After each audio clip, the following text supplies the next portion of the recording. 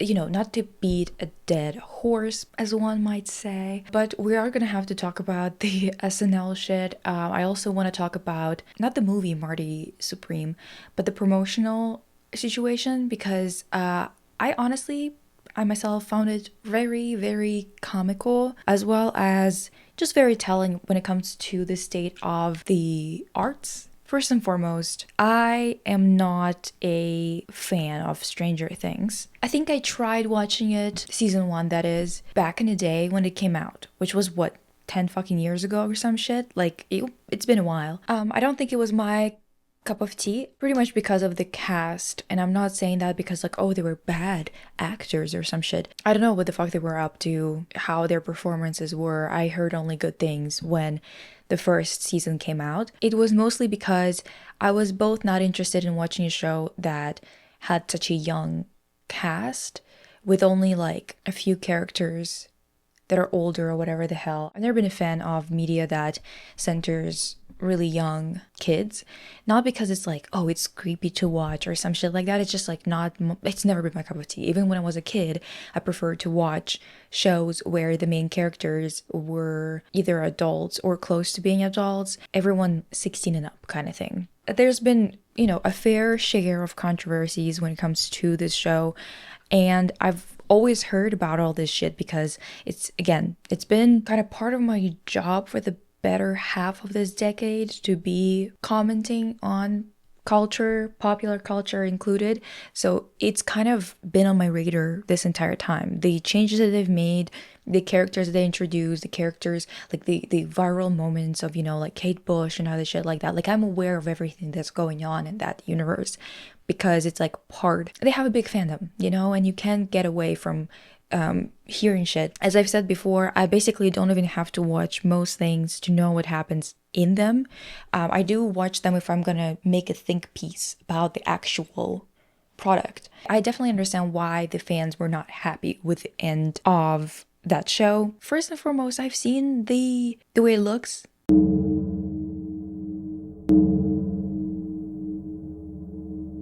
The actual episodes, the final battle, it all looks horrendous. I could not believe my eyes, honestly. This style of confrontation and this style of battle and whatnot just does not seem like a great fit for the franchise. Just based on the visuals that I've seen, they're very, very ugly. I don't know what the fuck they were thinking. And I also am familiar with Eleven's story, her storyline, and I thought it was unusually cruel to get rid of her specifically out of the entire cast. And then I was subjected to so many the Duffer brothers said tweets every day. There was something else they were saying in the interviews, trying to clean up some shit that they haven't explained in the episodes. It's a mess. It genuinely is. It's a horrible, horrible final season release, and it's pretty normal to have a lot of people be upset about a final season, but many people,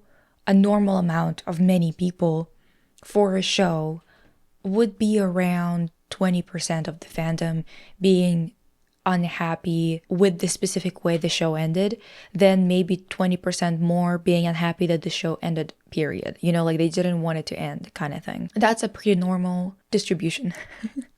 But what we've got here, I understand why people are pissed. Like, I understand. However, I am watching that shit.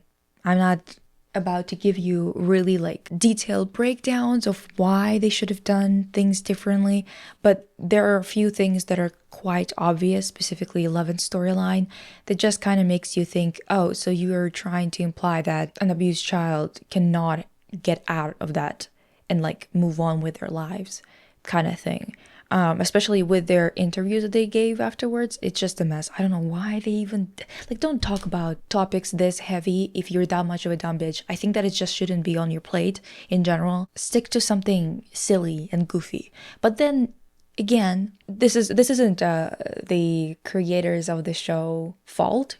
But when we do have people from Stranger Things involved in some silly, goofy shit like SNL, they manage to do some other nonsense that is just astronomically horrible. I mean, they managed to just hit so many misses, just nail So many things that should have never been nailed in the history of any show, let alone a show that just had such a disastrous ending.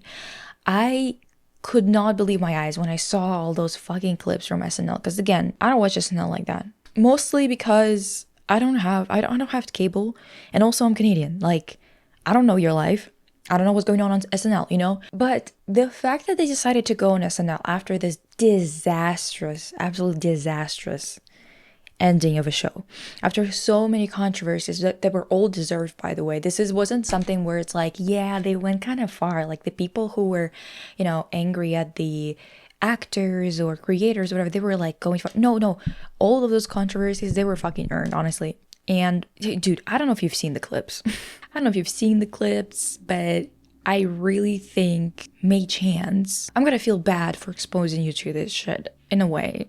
On the other hand, at least you didn't have to watch it yourself or watch the entirety of it, yada yada yada, right? So they made a scene that to me seems like both a take on like, what would these characters be like when they're gonna be like older, you know, when they grow up and whatever. And also a take on, I assume, Sex in the City and like this chat that the four main characters would usually have somewhere in New York in like this brunch place or whatnot, you know, very classic setup. The cameras, the way that they filmed everything reminds me of that. I don't know how much of this is intentional, because again, I'm seeing the clip, that particular performance, not the entirety of the episode, right? Because I'm not watching all that. Max and I start off high and heavy, right? Like a couple years in, she just lies there like she's back in that coma. To people who are like, well, you need to have the entire context. No, brother, not here. Not fucking here. First and foremost, I really don't think that these actors understand that they've been kids, and really like awkward and obviously so kids in front of everybody for 10 years, right? This is kind of the same situation as Harry Potter or any other show, kind of like, you know, Miley Cyrus in Hannah Montana or Selena Gomez in Wizards of Waverly Place.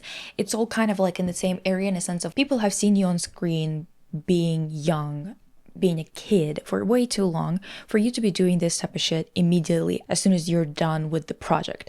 You can go into artistic projects that require you to do something controversial, and people might criticize it anyway because people just don't love having this type of what would you call that, like dissonance, you know, when it comes to somebody they've seen be presented in one way suddenly be presented in a completely different way, right? And that's to be expected. I understand. But when you do projects that are more respectable, like even Daniel, goddammit, what is his last name? The Harry Potter guy. He went on to play roles. I don't know if it was Broadway or some other theater kind of production, but he was basically either at the very end of the franchise or right after he graduated from it. He literally was in a production where he was supposed to be like full frontal nudity, other shit like that. But this was artistic, expected from somebody who is an actor. It was within this norms, which even if you would have been unhappy with the situation, if you were like really conservative or some shit and you're like making comments about him and how he shouldn't be looking like this, or he's our Harry Potter, we can't be seeing him like this or whatever, it all would be the type of criticism that can be entirely thwarted. You can completely just forget about it, honestly. Like, you don't have to respond to it, and it's not going to hurt your career. It's not going to do much damage to your projects, to your previous projects, or to your future projects, yada yada, right? Now, when it comes to something like this, what age was 11 when she died? 17. The characters were 14 in season 3, so that's the thing. So the kids in the show are supposed to be 17 by like at the end of the franchise, right? Pretty normal age to have the franchise kind of wrap up. But again, this isn't a tasteful thing. It's kind of like them making a really gross sexual joke that is also just horribly phrased. And I don't want to be like, oh, they didn't mean it like that or something like that. Because to me, this sounds very gross. It sounds very rape culture-y, where you kind of don't even notice. That's the most insidious part about this, is that you don't even notice how fucked the situation is that you're describing. Oh, she just lays there. As if she's back into that coma, joking that all of these things is just like in bad taste, right?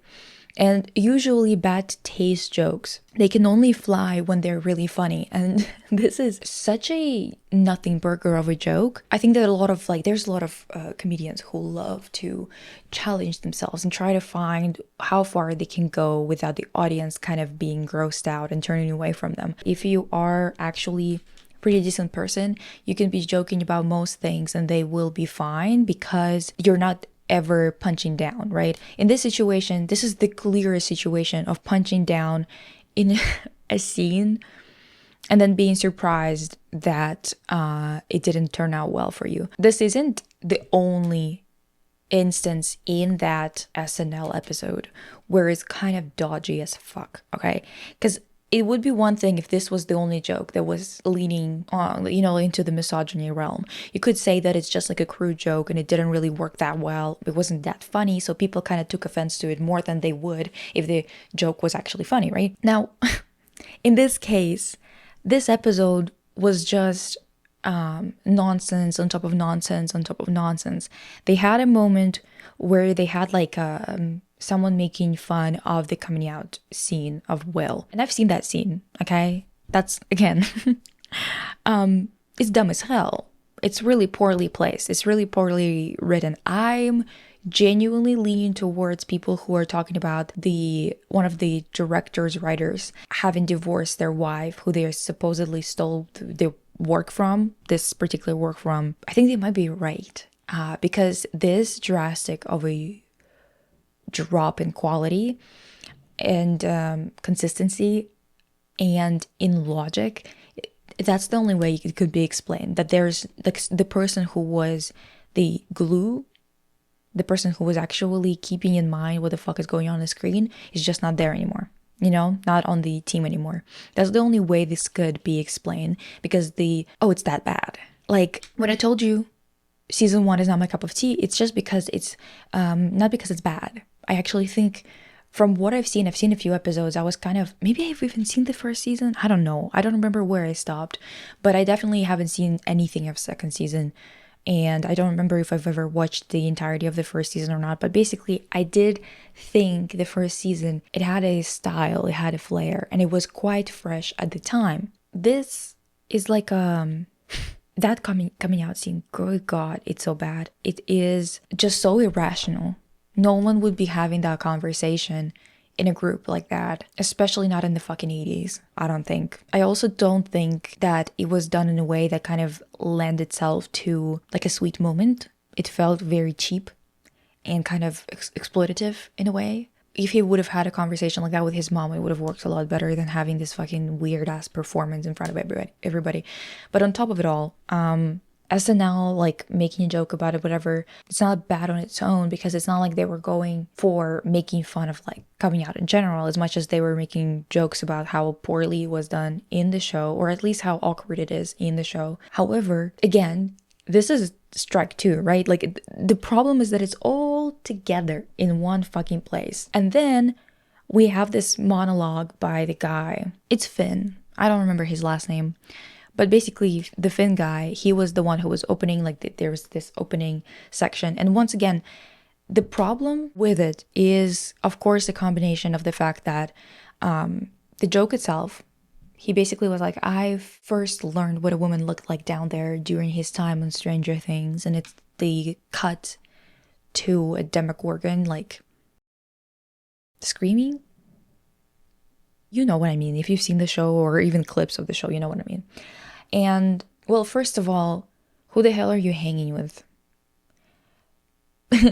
Second of all, I think, once again, the problem here is that a guy like Finn, like, he's not the right messenger. And once again, this is a type of thing that's kind of like a classic in misogynistic comedy. When you make jokes and when you are writing jokes, and I'm addressing it to whomever wrote this joke, whether it was Finn who suggested it, whether it was one of the writers, you should know better, because it's kind of like your job. You know what I mean? being in comedy, writing in comedy, and thinking that this is anything, especially in combination with who is delivering the joke, how they're delivering it, the fact that it's also there's this layer of I don't want to see Finn, who's always been this 12-year-old little boy, saying all of that, specifically about the show where he was a little boy the entire time. I don't want to be hearing any sexual jokes. Genuinely. You could do something with a wink, something that's a little subtle that would be funny. You can't be doing this type of shit because it's like immediately makes you feel icky. And it's because they were kids the entire time the show was filmed, okay? Now, dude, the fact that it's also a misogynistic trope and he's a guy and he's a straight guy. Actually, if he would have been gay, wouldn't have made it any better. It's just a bad combination overall. And if you've ever taken even one, I don't know, bitch, even one comedy writing class, or not even comedy, just creative writing class, you would have been taught these contextual clues that you have to be very sensitive to as a writer. It's just like the most basic shit that honestly you would have picked up if you paid attention to things that you watch in general. You don't have to even learn about this in school. I don't think it's something that needs to be taught in school. Apparently it needs to be taught because people don't seem to understand these things. But I think that in general, this is something you can just simply pick up by watching a show. By watching one singular fucking movie, you're gonna be like, this joke is not that like, why is this funny when this character says it, but it's not funny when this character says it? And it's because there's a lot of things like making like self-deprecating humor, or humor that punches down, and humor that punches up. The difference between the punching down and punching up, for those of you who don't know, and I'm sure that most of you do, but for those of you who don't, it just means that there are certain dynamics in a society. We're not living in an equal society. There are dynamics between classes, race, gender, sexuality, other things like that, that kind of make certain comics not able to land some jokes because they don't have the right perspective to tell the jokes. Usually they are missing the details that could make something a new observation or a fun observation, but also on top of it all, their inherent lens that they're living life through. The fact that they don't have to experience the bad impact, like the influence that these systems have on the minorities, makes it really unfunny when those people try to make jokes about the things that they are technically imposing on the world. He is a man, he's imposing the same way that every other person does, whether we want to or not, this structure upon this society. So making a joke like that, it's like, brother, you should have made a penis joke. Please, I'm begging you to get it together. This is the prime time. If you're gonna go sexual, which I don't think you should have, honestly, the most that I think that they should have done is maybe make some jokes that are sexual tension about characters. That's max. This is the max. And even then people are kind of offended by it, but I think that if they would have done it not with the characters where there was a lot of what is it called, gay fishing? No, there's something else like queer baiting. Thank you. Gay fishing. Holy crap. Okay, anyway. If they would have done it with other characters, it would have been fine, or something along those lines, This joke is also so tired even in the world of Stranger Things, by the way. Just to add on to this mess of how like unprofessional, lazy, and dumb this joke is. It's just like, brother, 10 years ago this wasn't even fresh. Like, this was the first thing that people started to joke about. As far as I remember, I'm gonna be real with you, as far as I remember, this was like one of the first things that came up as soon as we saw a fucking demogorgon. And that was a lot of jokes about the tentacles and about the not, what is it called, the tentacle or not, like the thing that kind of was inside of Will. Ew, but whatever. It's just like, you can't be serious after all these years, after every lazy mofo that doesn't know anything about TV, comedy, writing, delivery, fucking charisma, even an ounce of it. Every mofo has made a joke like that in the past 10 years, and you are coming in hot, or cold rather, with this joke on SNL after a disastrous finale that everyone hated.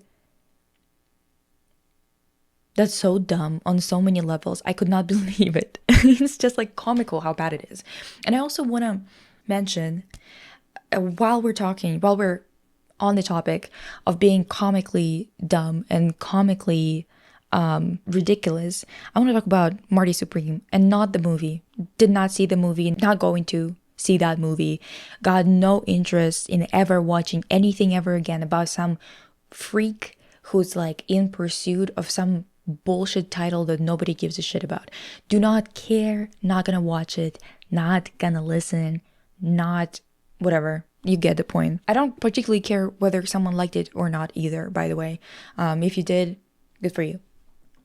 Why do I care? Listen, Chalamet has been on a downward spiral. That guy, I don't know if I brought up the cover, the Vogue cover that he did, that kind of kicked off this campaign, I guess, before we even knew that this was the campaign. He did like this Vogue photo shoot, and once again, I apologize if I have already introduced you to it and made fun of it already, but the photo shoot was so horrible, I could not believe my eyes. I looked up the photographer because I was like, there's no fucking way. And it's a photographer who basically is, let me tell you, she got a degree from a university that doesn't exist anymore. That degree, when she was like, I don't think she even finished it. And when she was like in second or third year of her university, she was still this like kabutsu or whatever the fuck they're called. And yes. Yeah. And then suddenly when she came back home, she got a job as a photographer for Rolling Stone. Isn't that interesting how she just like got that job out of nowhere? And it would be one thing if she got that job, you know, like luck exists. I know that she like took some photographs of a specific thing that they found really interesting that was in the land that should not be named on YouTube unless I want to fucking get flagged. But the point is, after 1 or 2 years of working there, she became their lead photographer. The photographer, the boss of all the photographers. A girl, young girl, no proper education from like a very shitty university. It's crazy. So there's definitely something fishy there, and you can tell by the photos she still takes at her big age. She's in like her 70s or some shit like that, and she's still taking images that are this bad. There's something fishy going on, honestly. Not saying anything else. After that disastrous photo shoot that makes him look so horrible, I could not believe my eyes. I was like, wow. Wow. We've heard of twink death. And you know, maybe he twonked too close to the sun. I don't know what happened, but something happened. I think it might be, you know, before he was just kind of maybe stupid. So he didn't know what was going on. He didn't really have a belief system. And I think that now that he's a formed human being, we can see his belief system seeping through.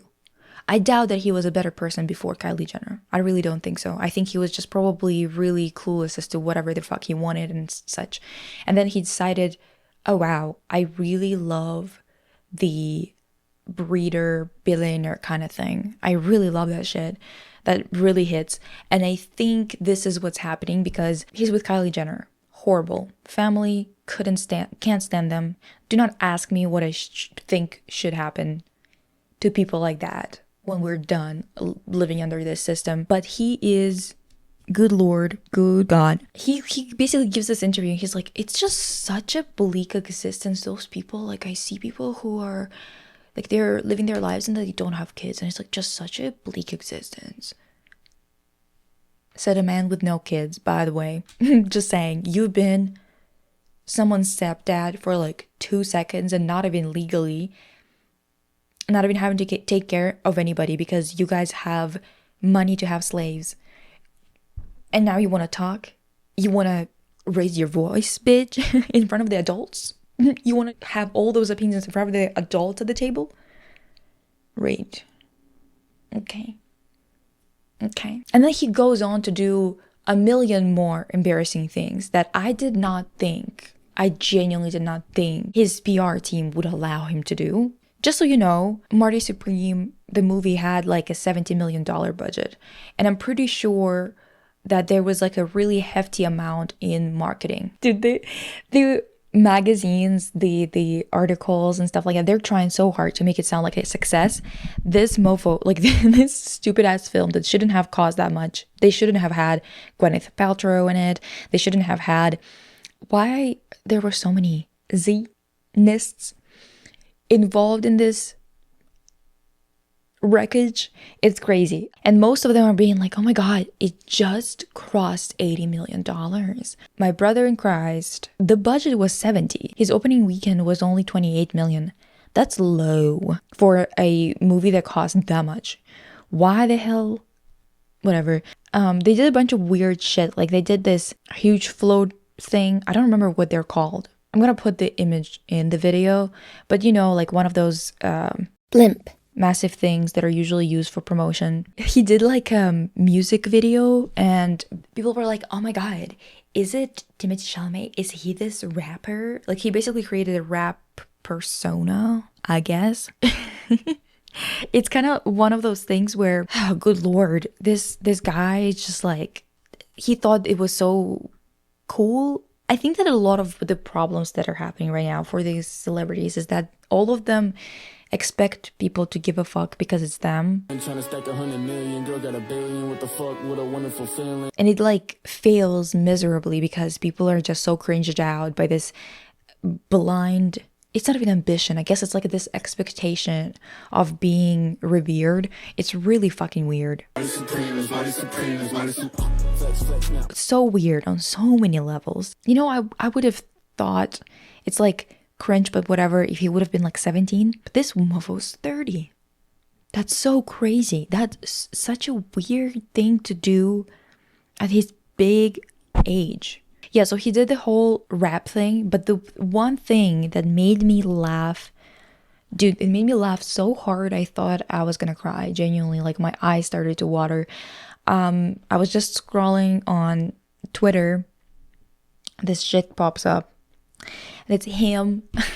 God, they wasted so much fucking money, dog. So he's like on this sphere in Las Vegas. Imagine a dome, right? But it's made out of a bunch of lights. So we can create images without it being projected, but more like, just like Monet, that shit, you know, with a lot of dots, pointillism. He got up on that thing, right? And then he screams this. Marty Supreme is an American film that comes out on Christmas Day, 2025.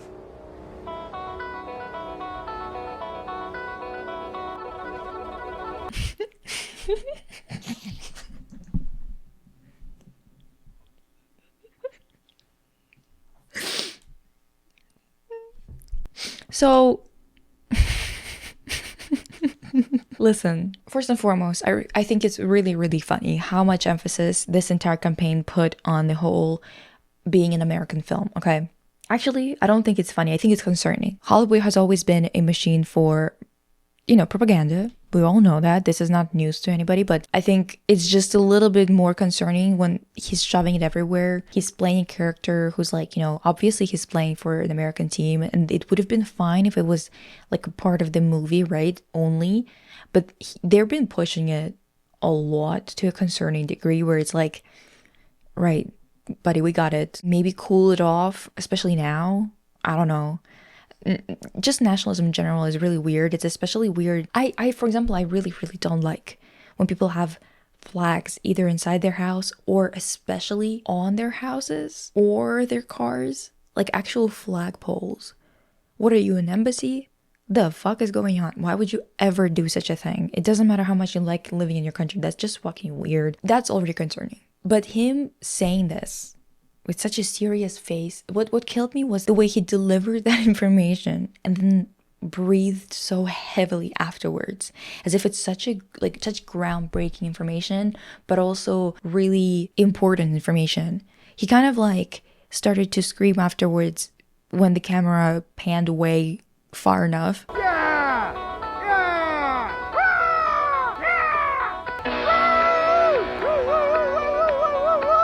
But before, when you're looking at him, And before he starts like screaming like, yeah, woohoo, you know, and kind of making it a little bit less weird, that part where he's saying, oh, Marty Supreme is an American film. It's gonna come out Christmas. Marty Supreme is an American film that comes out on Christmas Day, 2025.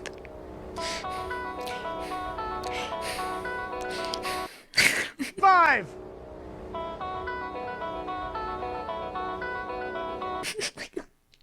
It's as if he's like, you know, announcing to the country that you've been invaded. You know what I mean? Like that's the gravitas that he's delivering it with, which doesn't land at all because first of all, he doesn't have anything in him to have this imposing type of vibe. But on top of it all, so it already feels comical, but on top of it all, the fact that it's for a promotion of a stupid ass movie about a narcissistic fucker, it's just like, you can't be serious. I think the more we are plunged into the state of this unabashed capital worship of the one percenters, the more clownish and comical and caricature like they start to look, because they've always looked that way if you really looked at them, right? But now they are so desperate for that get your bag clean moment in history of the 2010s when people were a little bit more willing to tolerate the abuses as long as like the breads and circuses were coming in. I think that they are very desperate that the circuses are not working anymore. So they're doing more and more stunts that make them look dumber and dumber. But when they don't do these, no one talks about them anymore because nobody gives a shit. In this case, at least we're laughing, you know? I don't think that it was his intention to be funny. At least not with this, I guess. But I've never seen something so dumb costing so much. I mean, I've seen things that are dumb costing a lot of money. But something that is supposed to be like a serious piece of art being so blatantly cheap and idiotic in its execution. And the movie itself, I'm not even talking about it, but to be honest, even if it would have been a masterpiece, it doesn't really matter. Who gives a fuck about movies genuinely? In this day and age, in this situation that we're in, who gives a flying fuck? Genuinely. Do you? Because I sure don't. I'd rather see those clowns. Once again, I'm trying to censor myself so I don't so I'm not on fucking YouTube's blacklist. But you know what I mean. Brother, we're both tired.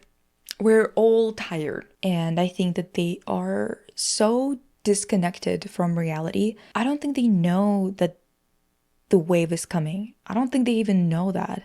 Because it's kind of like, there's this French story. Damn, I really can't find it. But there was a story. A professor of mine referenced it in her artwork at one point, and that's why it stuck with me, but I cannot remember what it was exactly. Basically, it was like a story about some kind of people who were either royals or some kind of upper class that were kind of like waiting for the inevitable, wrath of the people, and they can hear the people coming kind of thing. What was that? It's kind of like a fictional story, like a surreal kind of fairy tale type shit. If you can hear my dog drinking, sorry. But yeah, I can't fucking remember it. If you do, let me know, because I would have loved to maybe go back and read that. It feels like they're genuinely clueless in a sense of they think it's gonna be subdued by sheer force. And I just don't think that's gonna happen. So it seems like they're quite clueless. It seems like they are out of touch with reality. And we've known that, but in this case, it's just so blatant with these types of stunts. Because when you're basically an actor or whatever, you have to do promotion. It's just how it is, right?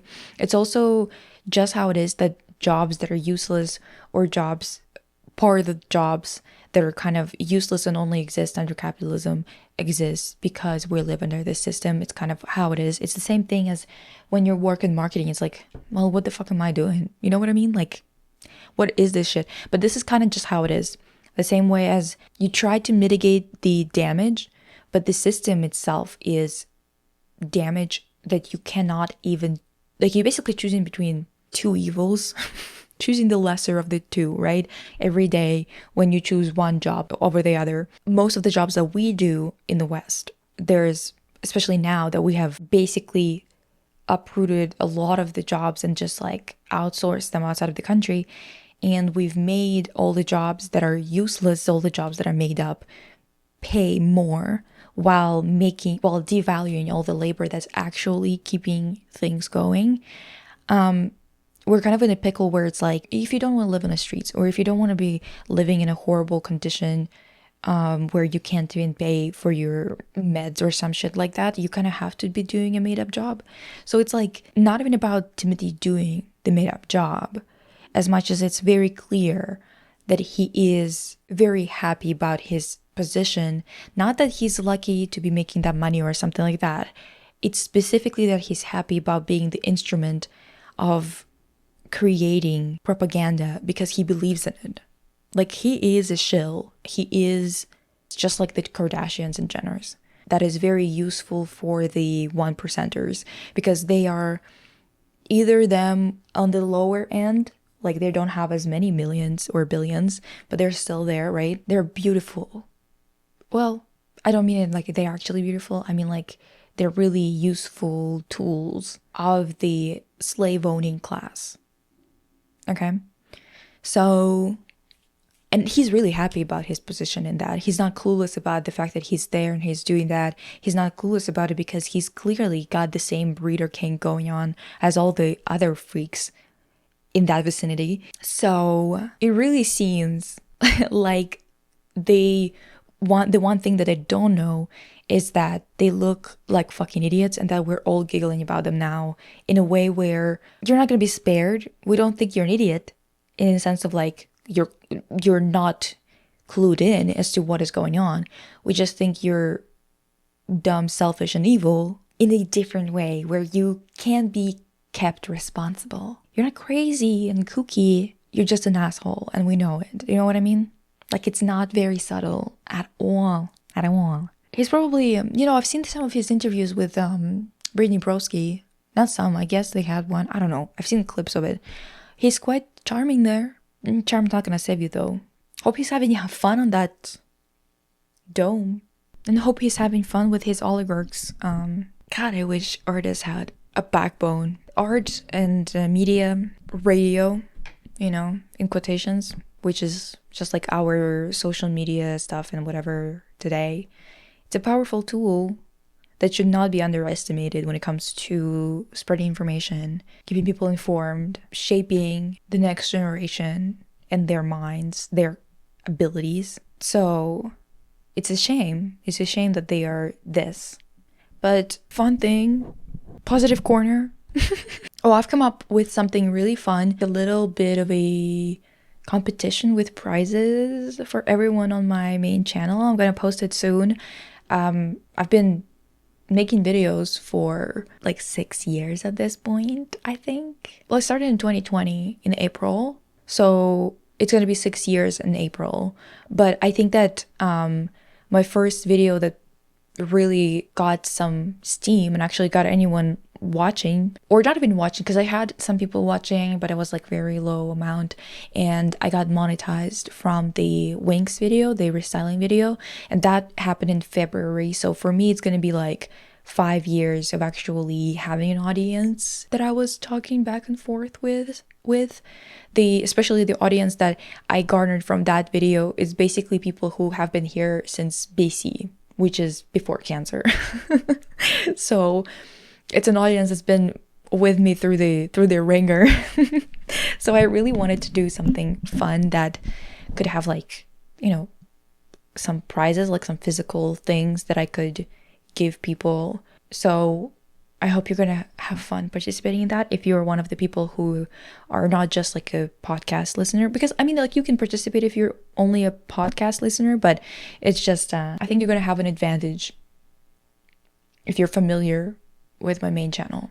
But yeah, I'm really excited about that because I think it's going to be really, really fun. And from things that people are going to bring up and kind of show me that this was what they remember most, or what kind of stuck out to them, or what they enjoyed most, or found the most funny or impactful for them, I'm going to make something out of that that's going to be available for everybody for free, which is going to be really fun and cute and aesthetically interesting. So yeah, I'm really excited about that. I think you're gonna find it really fun. And I'll see you guys next week. Hopefully, my sister's gonna get herself over here at some point. I know I'm promising it all the time, but I'm just like saying that I remember. It's just that she's got her own schedule, or no schedule. You know what I mean? She's got her own thing going. I can't be forcing her. Whenever she makes an appearance, we'll talk about the Avatar thing. So, see you soon.